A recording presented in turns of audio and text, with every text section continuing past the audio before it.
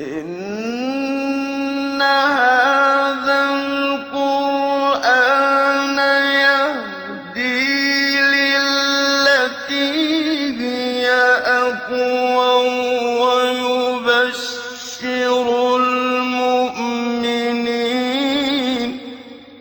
ويبشر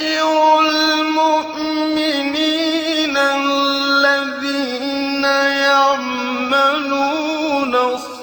الصالحات أن لهم أجرا كبيرا. بسم اللہ الرحمن الرحیم الحمد للہ رب العالمین وبہ نستعین وصلی اللہ وسلم علی سید الانبیاء والمرسلین وعلی آلہ واصحابہ اجمعین ومن تبعہم بإحسان الی یوم الدین اما بعد. سلسلہ تفسیر کی یہ نشست نمبر 194 ہے اور اس نشست میں انشاءاللہ تعالی سورۃ الحج کی آیت نمبر 55 کی تفسیر ہوگی. اس آیت کریمہ سے متعلق پچھلی ایک نشست میں ہم نے گفتگو کی ہے. آج کی اس نشست میں اس کی جو بقیہ معلومات ہیں وہ آپ کے سامنے رکھی جائیں گی. اللہ رب العالمین نے ارشاد فرمایا وَلَا يَزَالُ الَّذِينَ كَفَرُوا فِي مِرْيَةٍ مِّنْهُ حَتَّى تَأْتِيَهُمُ السَّاعَةُ بَغْتَةً أَوْ يَأْتِيَهُمْ عَذَابُ يَوْمٍ عَقِيمٍ. ہم نے اس آیت کریمہ کے آغاز میں پچھلی نشست میں بتائے تھے کہ نبی کریم صلی اللہ علیہ وسلم کو تسلی دیتے ہوئے اللہ رب العالمین نے سابقہ انبیاء اور ان کے اقوام کی مثالیں دیں کہ انبیاء کے ساتھ ان کے اقوام کا کیا معاملہ، کیا کردار اور کس طرح کی ان کی مخالفت اور بدسلوکی رہتی ہے، تکذیب کا جو پہلو رہتا ہے. پچھلی تقریباً 15 آیات آپ اٹھا کر کے دیکھیں. اللہ تعالیٰ نے فرمایا وَإِن يُكَذِّبُوكَ فَقَدْ كَذَّبَتْ قَبْلَهُمْ قَوْمُ نُوحٍ وَعَادٌ وَثَمُودُ وَقَوْمُ إِبْرَاهِيمَ وَقَوْمُ لُوطٍ وَأَصْحَابُ مَدْيَنَ وَكُذِّبَ مُوسَىٰ.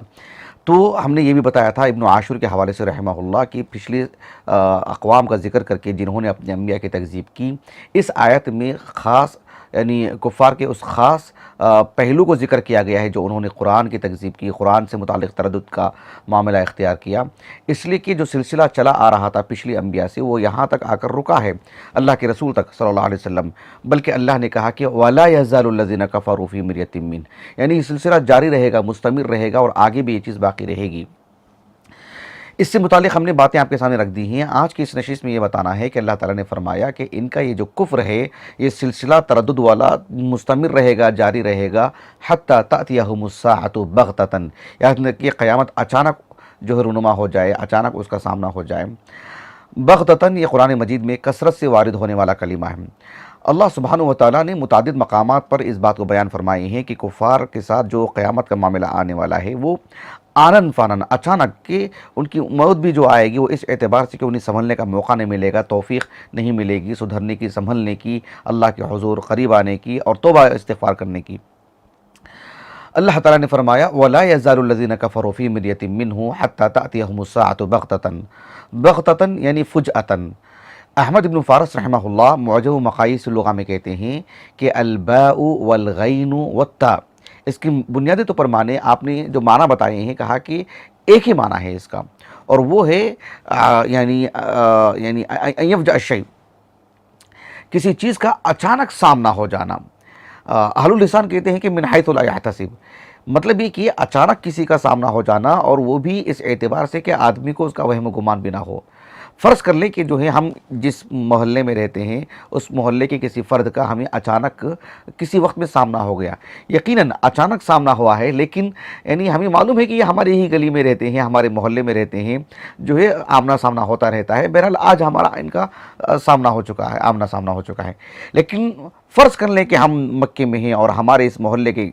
کا وہ فرد یا ہمارے خاندان کا وہ فرد جو وہاں اچانک ہمارا آمنا سامنا ہو گیا. بھئی ہمارے وہم گمان میں بھی نہیں تھی، آپ سے ملاقات ہو گئی اور وہ بھی یہاں ہماری ملاقات ہو رہی ہے. تو یہ چیز ہوتی ہے کہ فجأۃ الشیء یعنی ان یفجأ الشیء یعنی من حیث لا یحتسب. حالانکہ ابن فارس نے یہ بات نہیں کہی ہے من حیث لا یحتسب والی، لیکن اہل اللسان اس کے ساتھ اس کو جوڑ کر بیان کرتے ہیں. احمد بن فارس رحمہ اللہ نے کہا کہ یعنی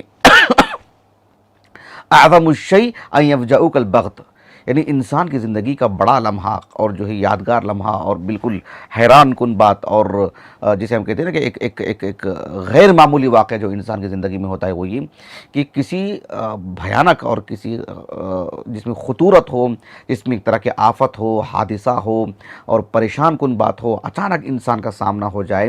کہا کہ یہ انسان کی زندگی میں ایک عجیب جو ہے اثر رکھتا ہے۔ تو قیامت آئے گی ایسے جیسے ایک اچانک کوئی معاملہ آ گیا ہے جہاں انسان کو دائیں بائیں دیکھنے کی فرصت نہیں ہو رہی، موقع نہیں مل پا رہا ہے۔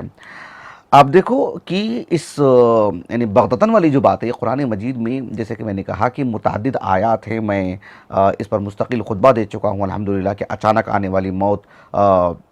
میں کتنی خطورت ہے، اور کیا یہ خطورت مسلمان کے لیے بھی ہے کیا، اور اچانک آنے والے حادثات سے استعاذہ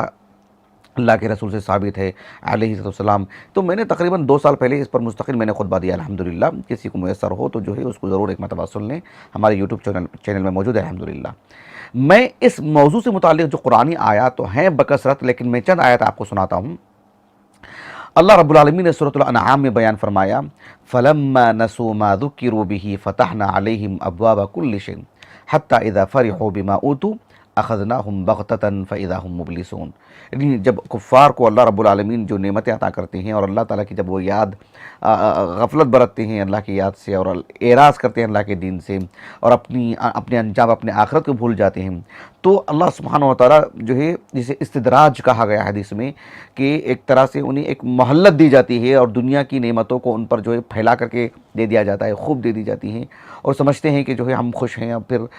ہم برے ہوتے مجرم ہوتے تو اللہ کا عذاب کیوں نہیں آتا، اسی میں رہتے ہیں، غافل رہتے ہیں، تو اچانک اللہ سبحانہ و تعالیٰ جو ہے انہیں گرفتار کر لیتے ہیں۔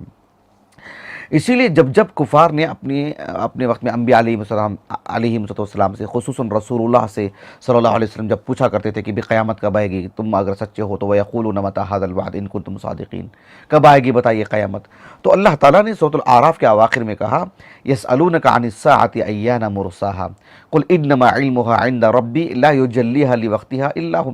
ثَقُلَتْ فِي السَّمَاوَاتِ وَالْأَرْضِ تَأْتِيكُمْ إِلَّا بَغْتَةً۔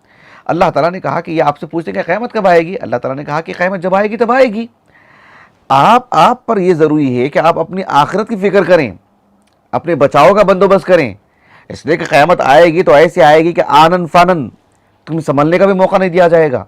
اسی لیے اللہ تعالیٰ نے سورۃ یوسف کے اواخر میں بیان فرمایا، یوسف علیہ السلام کے اخوان اور پھر جو بھی کسی کا بھی معاملہ جہاں غفلت کا پہلو آتا ہے، اللہ تعالیٰ نے کہا أَفَأَمِنُوا أَن تَأْتِيَهُمْ غَاشِيَةٌ مِّنْ عَذَابِ اللَّهِ أَوْ تَأْتِيَهُمُ السَّاعَةُ بَغْتَةً وَهُمْ لَا يَشْعُرُونَ۔ یعنی اللہ رب العالمین کے عذاب سے وہ غافل ہیں کیا، معمون ہیں کیا، نڈر ہیں کیا، بے خوف ہیں، پرواہ نہیں ہے اس کی کہ اچانک اللہ کا عذاب آئے اور گھیر لے ان کو، یا پھر جو ہے قیامت ہی واقع ہو جائے، اچانک یعنی شعور ہی نہ ہو کہ اب کہاں جانا ہے ہم کو، اب کرنا کیا ہے ہم کو۔ تو یہ صورتحال بڑی خطرناک ہوتی ہے، یعنی جب اچانک کا معاملہ آتا ہے نا تو انسان یعنی حیرت زدہ رہ جاتا ہے۔ اللہ رب العالمین نے کہا کہ قیامت سے متعلق علم نہ ہونے کا کتنا نقصان ہے، دیکھو اللہ نے سورۃ الانبیاء میں کہا، لو يعلم الذين كفروا حين لا يكفون عن وجوههم النار ولا عن ظهورهم ولا هم ينصرون، کہا کہ بل تأتيهم بغتة فتبهتهم فلا يستطيعون ردها ولا هم ينظرون۔ یعنی اگر یہ قیامت کے دن سے واقف ہو گئے ہوتے، نہ ہونے کا نقصان ہے نا، یہ ہو گئے ہوتے کہ جس دن عذاب اللہ کا آئے گا، ان کے چہروں پر اللہ کا عذاب آئے گا تو روک نہیں پائیں گے، اپنی مدد کے لیے کسی کو وہاں پر نہیں پائیں گے۔ اللہ تعالیٰ نے کہا کہ اچانک یہ معاملہ آئے گا تو پھر سبحان اللہ یہ حیرت زدہ ہو جائیں گے، ہکے بکے ہو جائیں گے، یہ بس راہ تکتے رہ جائیں گے کہ نکلنا کہاں سے، جانا کہاں ہے، کس کا سامنا کرنا ہے۔ یہ صورتحال ہو جائے گی ان کو، اور ان کو مہلت بھی نہیں دی جائے گی، نسأل اللہ العافیہ والسلامہ۔ تو اللہ تعالیٰ نے کہا کہ حتیٰ تأتیہم الساعۃ بغتۃ،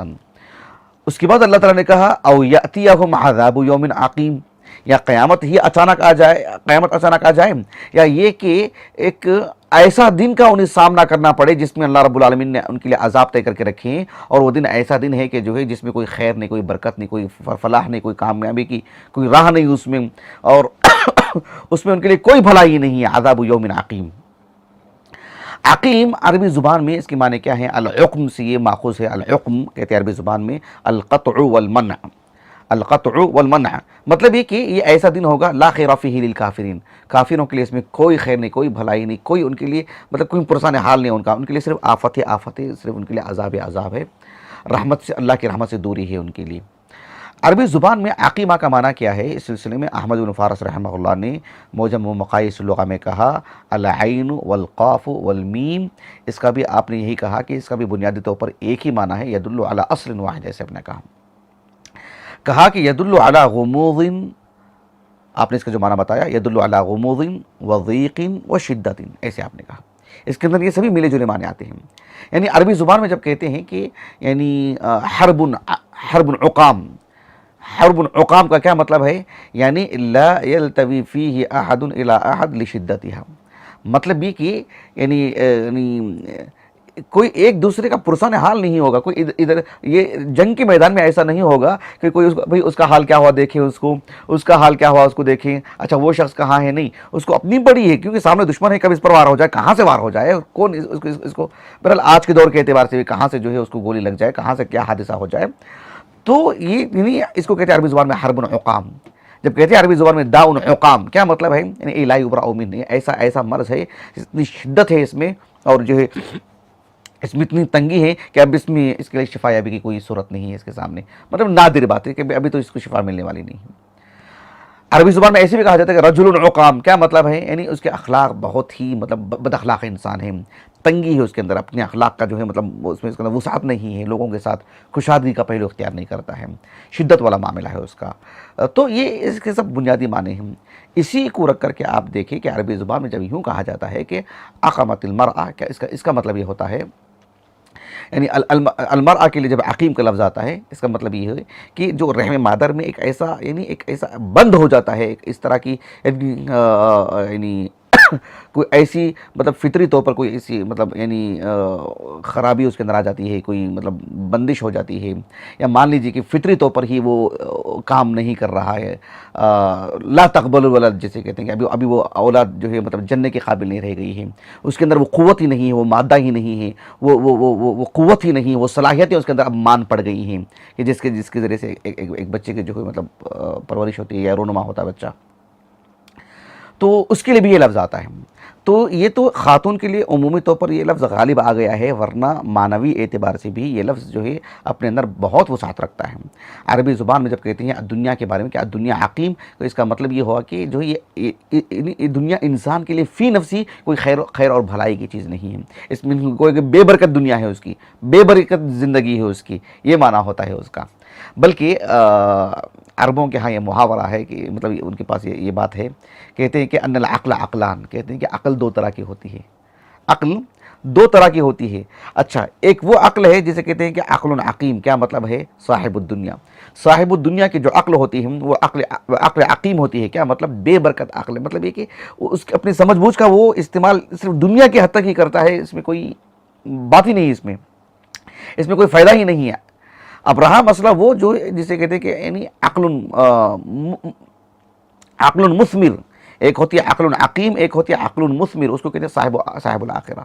جو آخرت کے لیے سوچتا ہے، دور کی سوچتا ہے، اس کے اندر تنگی نہیں ہے، اس کے اندر جو ہے مطلب سکیڑنے والی بات نہیں ہے۔ جب کہتے ہیں کہ عقل عقیم کا مطلب یہ ہوتا ہے کہ صاحب الدنیا، بس وہ 2 دن کے لیے ہی پوری اس کی تدبیر ہوتی ہے، اس کی پوری پلاننگ صرف 2 دن کے لیے ہی ہوتی ہے، وہ آخرت کے لیے تو سوچتا ہی نہیں ہے وہ۔ اور عقل مثمر ہوتی ہے وہ بات ہے جو صاحب الآخرہ والی بات ہے۔ تو قرآن مجید میں بھی یہ لفظ اس معنی میں استعمال ہوا ہے، جیسے کہ اللہ تعالیٰ نے سورۃ الذاریات میں کہا وَفِي عَادٍ إِذْ أَرْسَلْنَا عَلَيْهِمُ الرِّيحَ الْعَقِيمَ، تو وَفِي عَادٍ إِذْ أَرْسَلْنَا عَلَيْهَا الرِّيحَ الْعَقِيمَ کیا مطلب ہے؟ علیہم الریح العقیم کا مطلب یہ ہے کہ الریح العقیم یعنی ایسی ہوا جس میں کوئی ان کے فائدے کی چیز نہیں ہے، ایسا نہیں ہے کہ اس ہوا کے ذریعے سے بارش ہوگی اور بارش بابرکت ہوگی، ان کی جو کھیتیاں ہری بھری ہو جائیں گی، فصلیں جو ہے مطلب تیار ہو جائیں گی، ایسا نہیں ہے، ان کے لیے عذاب ہے۔ الریح العقیم کہا اللہ رب العالمین نے، وفی عاد اذ ارسلنا علیہم الریح العقیم۔ یہ میں نے العقیم کا معنی آپ کو بتایا جو لغت عرب کی جہت سے ہے، عربوں کے ہاں اس کا عام طور پر جو بنیادی طور پر معنی ہے وہ میں نے آپ کو بتایا ہے۔ اب یہاں پر بہت ہی دلچسپ بات یہ ہے کہ اللہ رب العالمین نے کہا کہ وَلَا يَزَالُ الَّذِينَ كَفَرُوا فِي مِرْيَةٍ مِّنْهُ حَتَّى تَأْتِيَهُمُ السَّاعَةُ بَغْتَةً أَوْ يَأْتِيَهُمْ عَذَابٌ عَقِيمٌ۔ گویا کہ یہاں پر 2 باتیں بیان کی جا رہی ہیں، اسلوب تو یہی ہے نا، حتیٰ تأتیہم الساعۃ بغتۃ ایک بات ہو گئی، او یأتیہم عذاب یوم عقیم ایک اور بات ہو گئی۔ اس سلسلے میں مفسرین کے ہاں یہ اختلاف ہے، مفسرین کے پاس آپ دیکھیں گے کہ یوم عقیم اس سے کیا مراد ہے۔ یوم عقیم سے مراد مفسرین کے پاس دو باتیں ہمیں ملتی ہیں۔ ایک بات یہ ملتی ہے کہ یوم عقیم سے مراد بدر ہے، یوم بدر۔ ایک قول یہ ملتا ہے، ایک موقف یہ ملتا ہے کہ اس سے مراد یوم القیامہ ہے۔ اچھا، اختلاف کیوں کر ہوا؟ اس سلسلے میں آپ دیکھو کہ یعنی عبداللہ بن عباس، اسی طرح سے تابعین میں سے اکرمہ ہیں، امام مجاہد ہیں، ابی بن کعب سے بھی یہ قول ملتا ہے لیکن متصل سند نہیں ہے وہ، اس میں دیگر باتیں بھی ہیں۔ تو ان سب اصحاب علم سے یہ قول ملتا ہے رضی اللہ عنہ اجمعین کہ عذاب یوم عقیم، یوم عقیم سے مراد کہا کہ یوم بدر مراد ہے۔ کیا مراد ہے؟ یوم بدر مراد ہے۔ اس سلسلے میں امام ابن جریر الطبری رحمہ اللہ نے عقلی دلالت کو سامنے رکھتے ہوئے اس بات کو بتایا کہ اس سے مراد یوم القیامہ مراد نہیں لے سکتے۔ کس سے مراد؟ یعنی او عذاب یوم عقیم، اس سے مراد یوم القیامہ مراد نہیں لے سکتے۔ کیوں نہیں لے سکتے؟ آپ نے کہا کہ اس آیت کریمہ میں دو باتیں بتائی گئی ہیں، حتی تأتیہم الساعۃ بغتۃ ایک بات ہے، اور یأتیہم عذاب یوم عقیم دوسری بات ہے۔ اگر جو ہے اس عذاب یوم عقیم سے مراد، یوم عقیم سے مراد بھی قیامت ہی مراد ہے، الساعہ ہی مراد ہے، تو پھر تکرار ہو گئی، پھر کوئی بات ہی نہیں ہے نا۔ یعنی ہم کسی کو بولیں آپ کو ہم یہ سزا دیں گے یا تو وہ سزا دیں گے، اور دونوں میں ایک ہی بات ہے، تو پھر اس میں تکرار ہو گئی، کون سے الگ زائد بات کہاں سے آئی؟ تو کہا کہ حتی تأتیہم الساعۃ بغتۃ، یا تو آپ پر قیامت واقع ہو جائے گی اچانک، اور یأتیہم عذاب یوم عقیم، یا اللہ رب العالمین اس دنیا میں رکھتے ہوئے آپ کو بدر میں جو ہے ہزیمت کا آپ کو جو ہے سامنا کروائیں گے۔ یہ معنی ابن جریر الطبری رحمہ اللہ نے کہا، آپ نے اسی کو راجح قرار دیا اس لیے کہ ورنہ تکرار لازم آ جائے گی۔ ابن عاشور رحمہ اللہ نے التحریر و التنویر میں جو بات کہی ہے وہ آپ نے یہ کہا کہ اللہ تعالیٰ نے کہا کہ حتی تأتیہم الساعۃ بغتۃ، کہا کہ عربی زبان میں الساعہ، بالخصوص قرآن مجید کی اصطلاح میں الساعہ یہ علم ہے یوم قیامت کے لیے، کہا کہ اس سے مراد یوم قیامت ہے۔ اور پھر او یأتیہم عذاب یوم عقیم، یوم کا جو اطلاق ہے، یعنی ایک ہے الساعہ، یہ علم ہے کس کے لیے؟ قرآن کی اصطلاح میں قیامت کے لیے، اور یوم کہتے ہیں یعنی حادثات، اور جو ہے مطلب جس طرح سے کوئی جنگ ہو وغیرہ وغیرہ اس سے عبارت ہے یوم کا جو اطلاق ہے۔ اس لیے کہ عربوں کے ہاں جو بڑی بڑی جنگیں ہوئی ہیں اس کو وہ کس طرح سے یاد کرتے ہیں؟ وہ کہتے ہیں کہ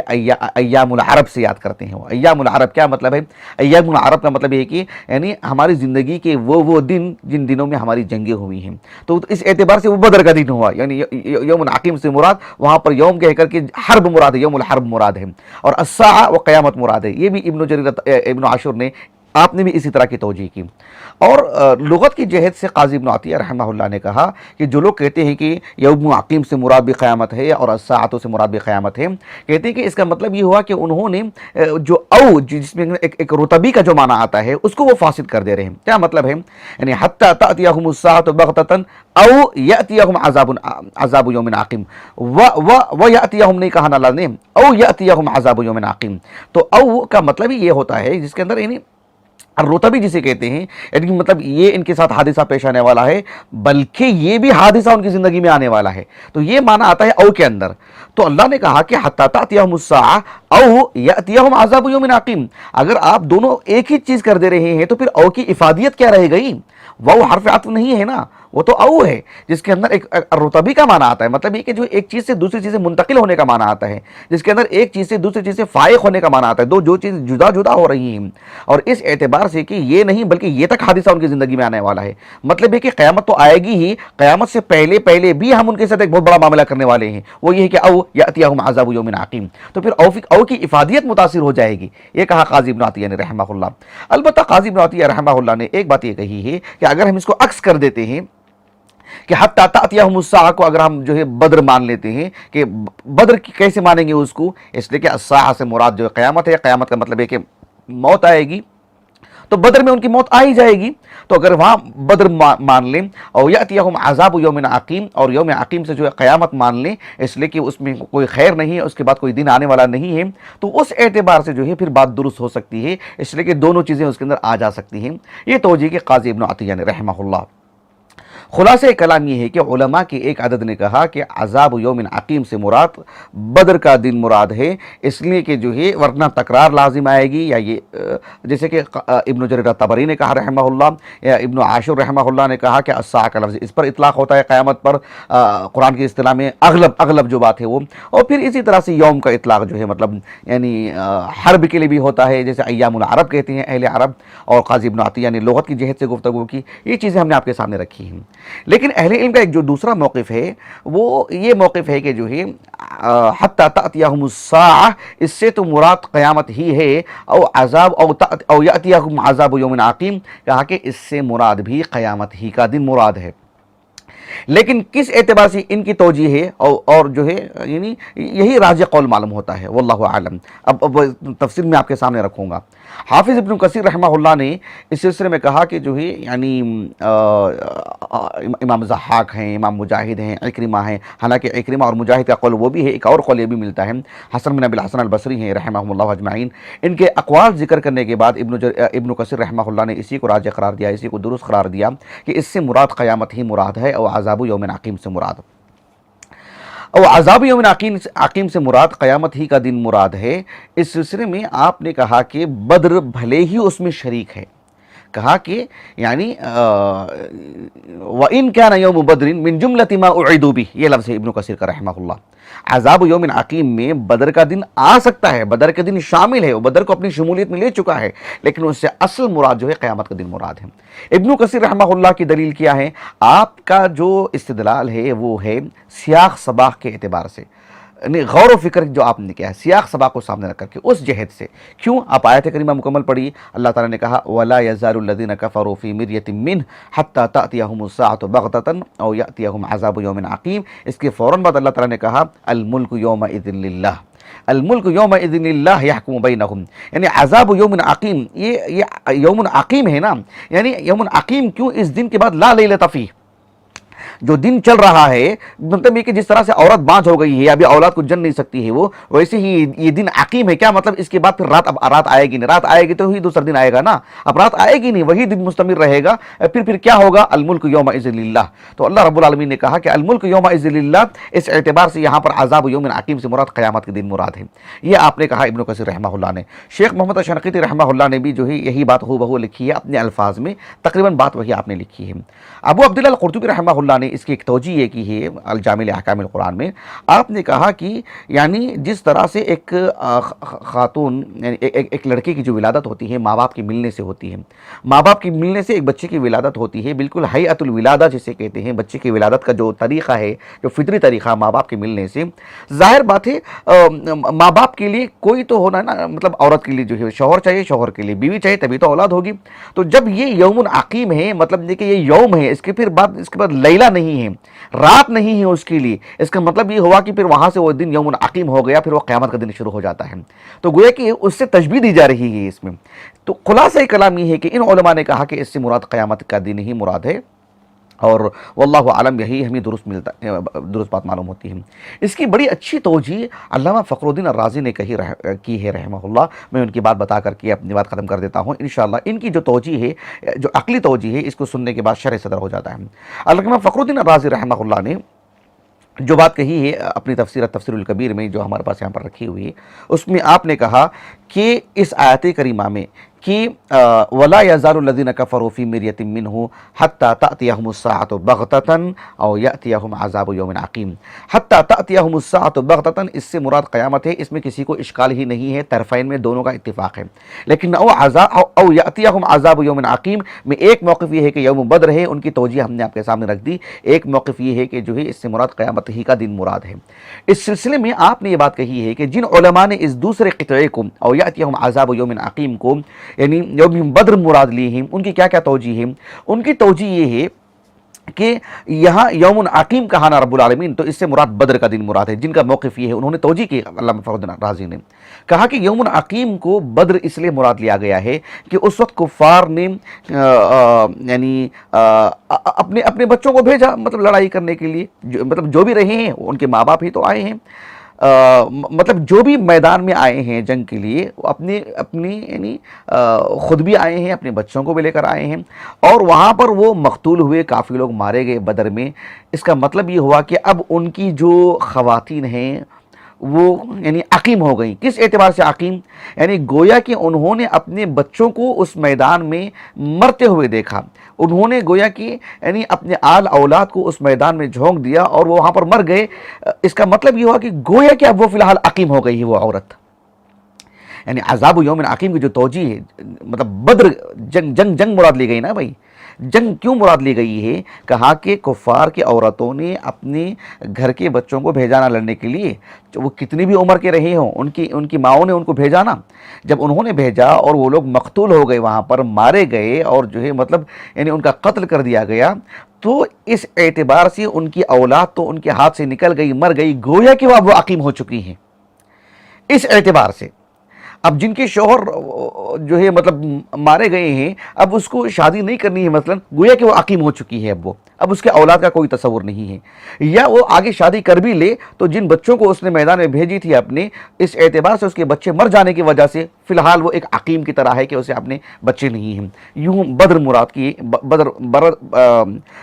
مراد ہونے کی ایک توجہ کی گئی ہے۔ ایک توجہ یہ کی گئی ہے کہ میدان بدر میں چاہے وہ مسلمان ہوں چاہے وہ کفار ہوں، جو بھی مقاتلین ہیں، جو بھی لڑنے کے لیے آئے ہیں، انہیں یعنی ایک